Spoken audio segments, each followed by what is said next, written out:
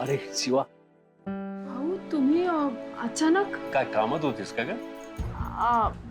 हा म्हणजे मी घरी होते. आणि आशू कुठे दिसत नाही, तू कुठे? आशू तोही घरी आहे का? नाही नाही, तो ऑफिसला गेलाय भाऊ. तो ऑफिसला गेलाय. तुम्ही बसा ना, बसा. मी पाणी आणते. बसा बसा.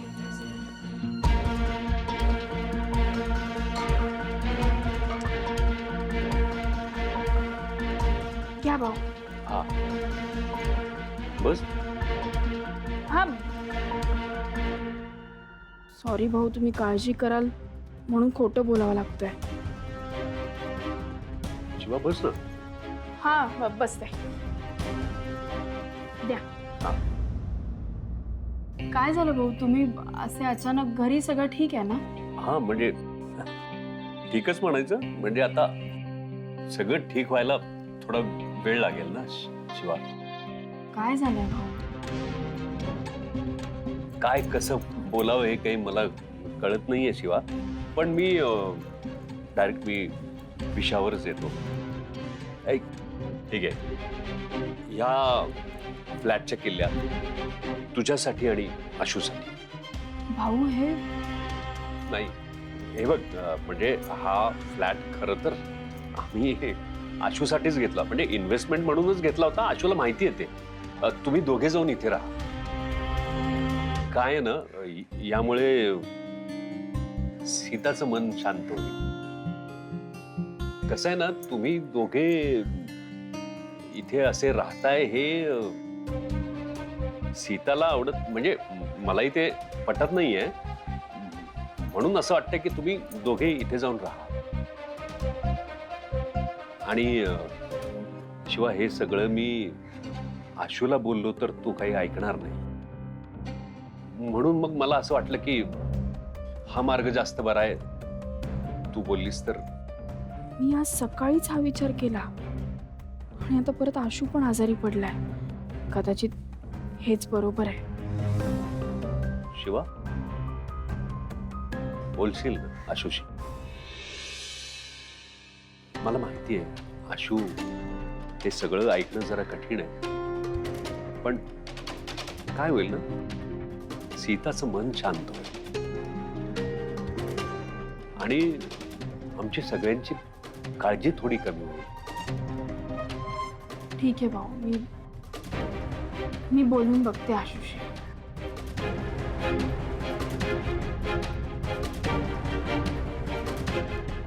थँक्यू.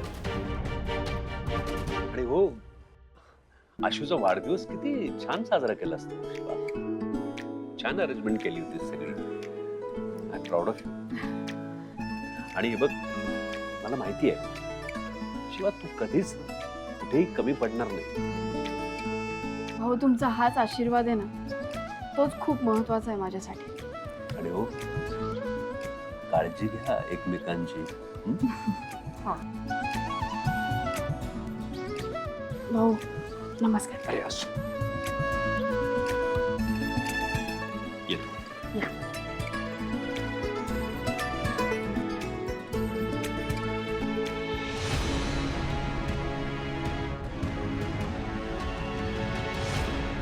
आता मी हे आशूला कसं समजावू?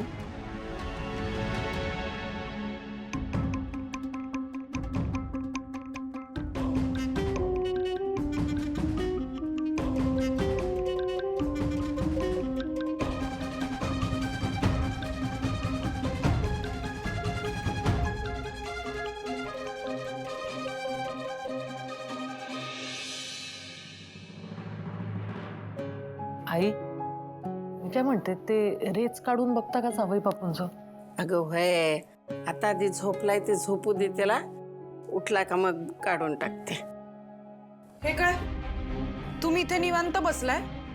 तुमचा जावई तिकडे आजारी आहे ना? अगं होय, आताच डॉक्टर येऊन औषध देऊन गेलेत का नाही? आराम पडेल की त्याला. पण हे होणारच होतं, हे कळत कसं नाहीये तुम्हाला? तो कुठे राहतोय? ह्या वस्तीत, त्या गॅरेजवर. अगं शिवानं जागा स्वच्छ केली किती. मग अगं, पण तरी ती काय राहायची जागा आहे का आई? मला सांग, आजवर त्याच्या आयुष्यात जसा आशू राहिलाय, तू कितीही ते गॅरेज साफ कर, त्याला त्रास होणारच आहे.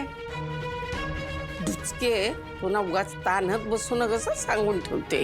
ठीक आहे, तुम्हाला नेहमी शिवाच बरोबर वाटते ना, असो, मी काय मध्ये पडत नाही. पण हा, एक गोष्ट लक्षात घ्या, तो इथल्या पाण्यामुळे, इथल्या खाण्यामुळे आजारी पडतोय. तो इथे कसा राहणार? राजवाड्यातला राजकुमाराला इथे रस्त्यावर आणून टाकलंय तुम्ही.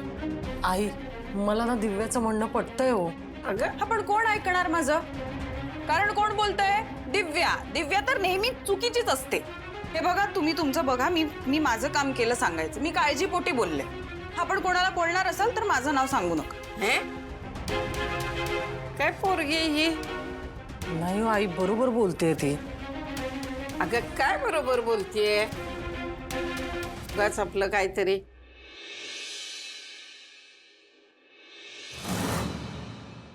वंदे, कशाला टेन्शन घेतेस उगाच?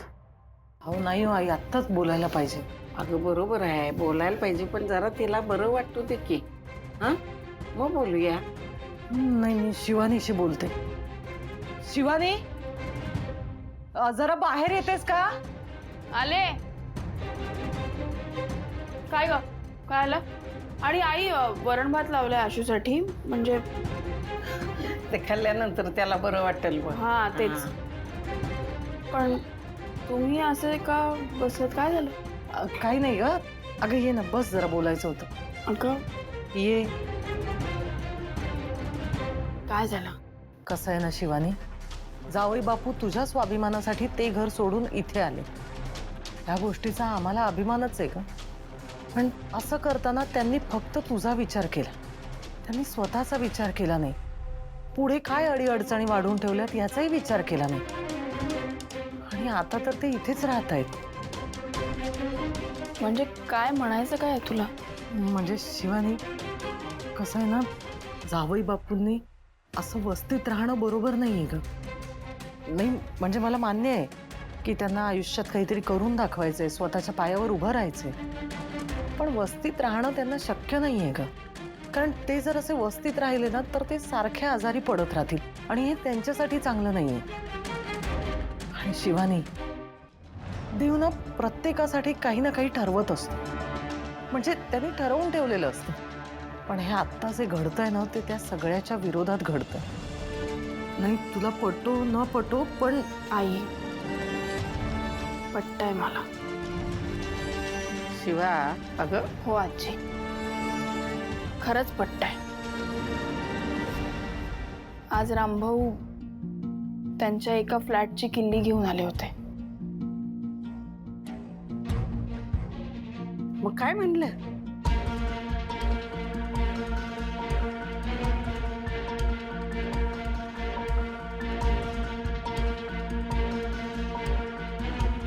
अगं मग चांगलंच आहे की. खरं तर चांगलंच आहे. पण जावई बापूंचं काय? मला तेच कळत नाहीये की मी म्हणजे सांगू कसं त्याला. शिवा, तुलाच माहिती त्याच्याशी कसं बोलायचं. पण आता हेच योग्य आहे. ऍटलिस्ट आशूला त्रास नाही होणार ना. बरोबर आहे, मला बोलायचं तर आहे. मी आत्ता वरण भात देते, म्हणजे जेवायला देते त्याला, मग तेव्हा बोलून बघते.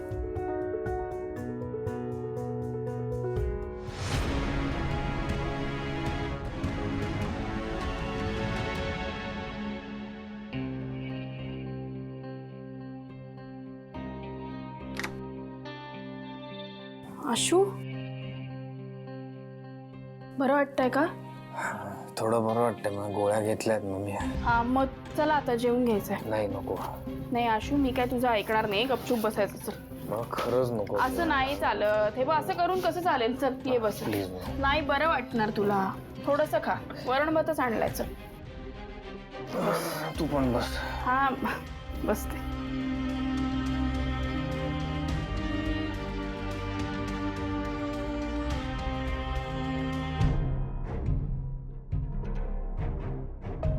आशू, मला जरा तुझ्याशी बोलायचं आहे. बोल ना. नाही ते एवढ्यावरच नॉर्मल झालं ते बरं झालं. जास्त त्रास नाही झाला तुला. आशू ना हा प्रॉब्लेम आहे तुझा, म्हणजे जरा हवा बदलली ना की तुला लगेच त्रास होतो. होईल सवय. आशू हे बघ, सवय होईल तेव्हा होईल ना, पण तुला त्रास नको व्हायला. म्हणून माझं असं म्हणणं आहे की तू गॅरेजमध्ये नको राहू. एक मिनिट शिवाय बघ, मी हा डिसिजन घेतला त्यावर तू म्हटलीस की आपण गॅरेजमध्ये राहू. आता आता गॅरेजमधनं आपण राहतोय तर तुझं असं म्हणणं आहे की गॅरेजमध्ये नको राहायला. तुझ्याकडे काही ऑप्शन आहे का दुसरा? हो आहे ऑप्शन. काय ऑप्शन आहे? आज भाऊ आले होते, त्यांनी एक ऑप्शन दिला. काय? त्यांनी तुमच्याच एका फ्लॅटच्या किल्ल्या दिल्या. मग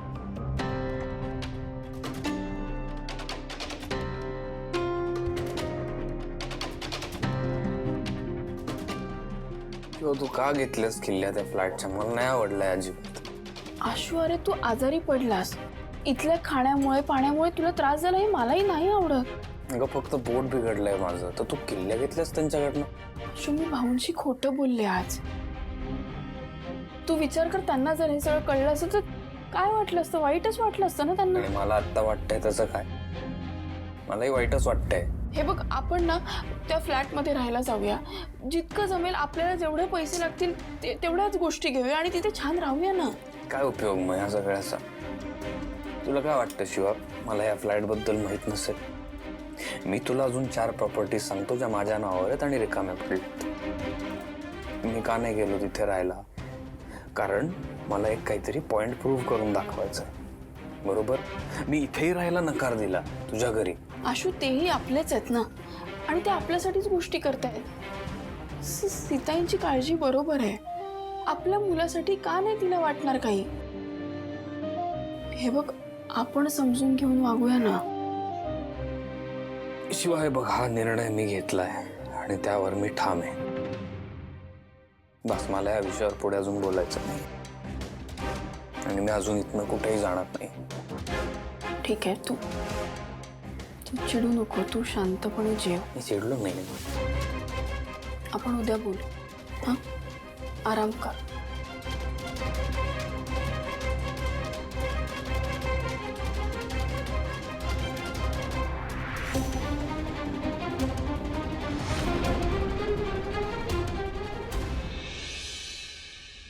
तुम्ही तिच्या हातात किल्ल्या का दिल्यात? मी तुम्हाला आशूच्या हातात ठेवायला सांगितल्या होत्या.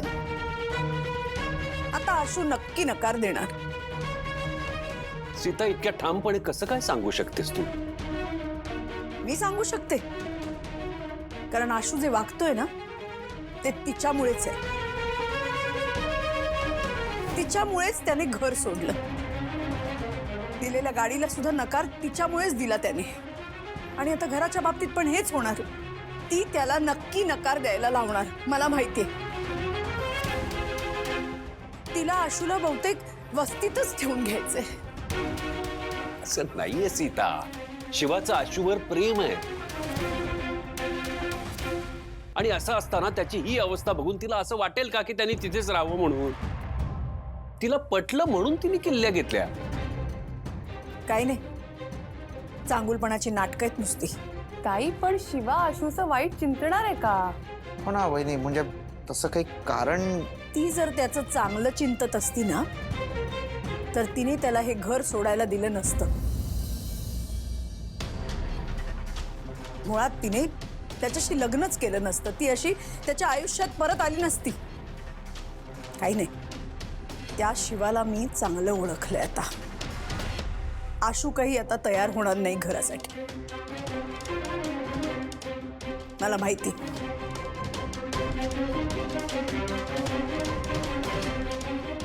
ताई, अगं ऐक.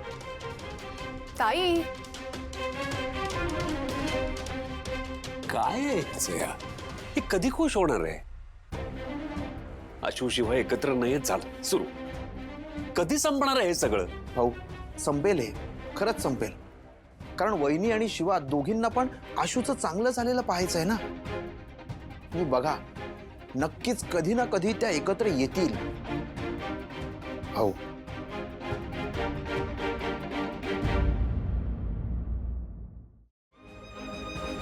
पप्पा काय करायचं? आशू हट्ट सोडतच नाहीये. काय कळतच नाही काय करायचं. शिवानी,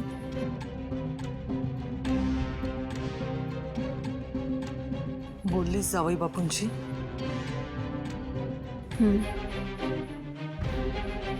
नकार दिला ना त्यांनी? तुला कसं कळलं? ये बसून घे.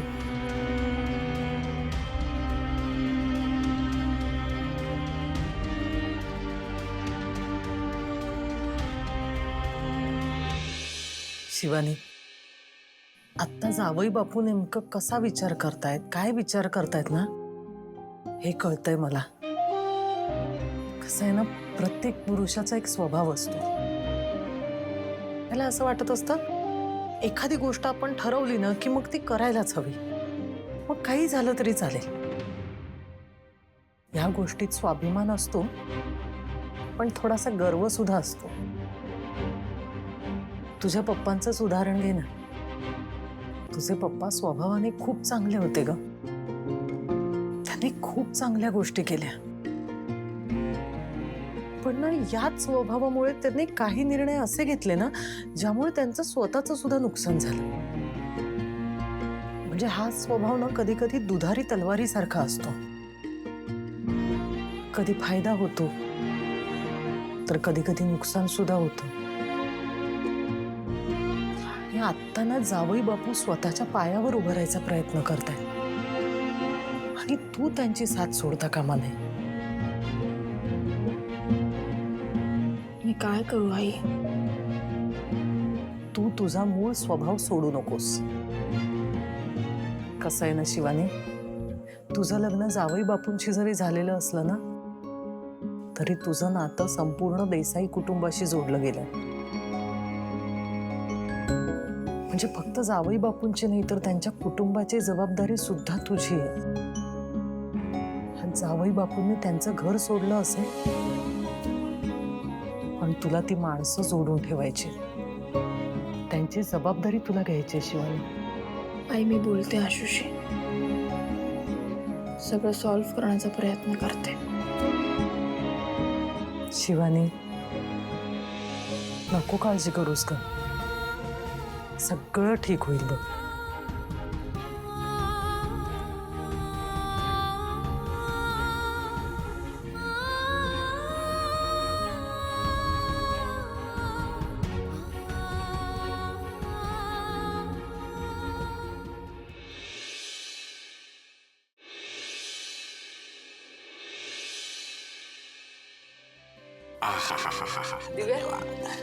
ठेव ना.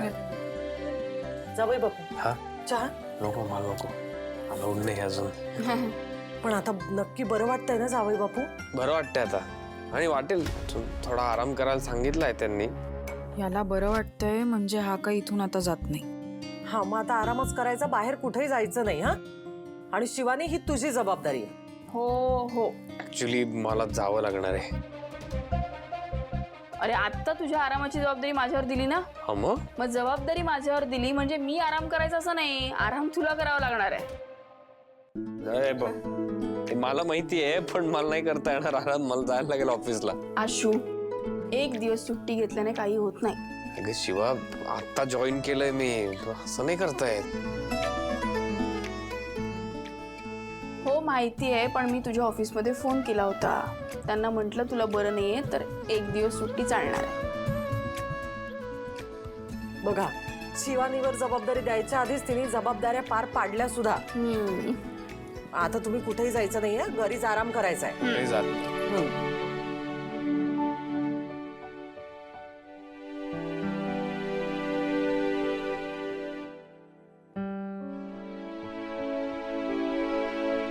हा हो.